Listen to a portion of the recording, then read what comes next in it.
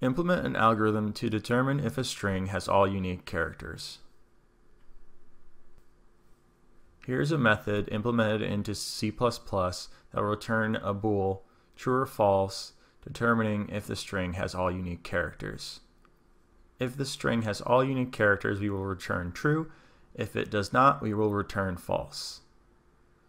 First, we check if the length of the string is greater than the available amount of characters.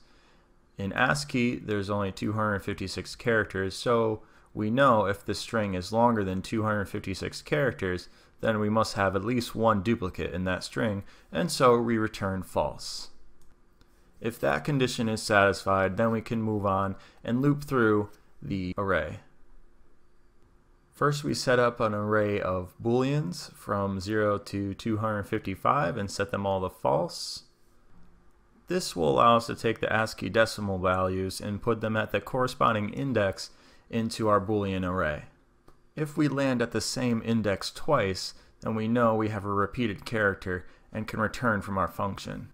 As you can see here, we're looping through the length of the string. Here we get the decimal value for each character. Here we check the Boolean array at the decimal value for our character that we just took from the string.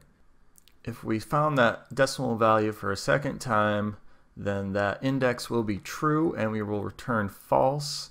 All characters are not unique in this string. Otherwise, if that index was false, then we must set it to true and say that we found a character at that index, and then continue to loop through our string. If we went through the entire string and did not find a duplicate, we return true. As you can see, we're looping through our array of fun, F-U-N, and the first decimal value F is 102. We look for the index of 102, and since we do not find it, we must set it to true.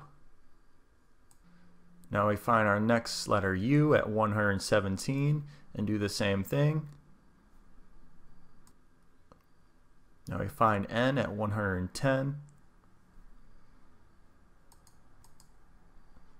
Since we've now looped through the entire array, there is no duplicates and we return true.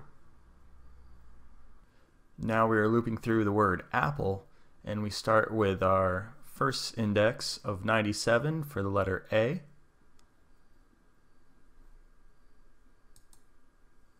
We set that value to true.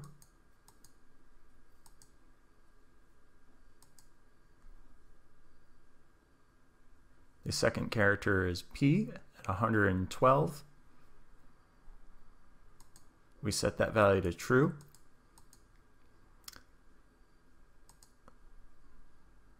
Since the third character is also P, our Boolean array will already have that character set to true, and we will know that we have a duplicate and we can return false.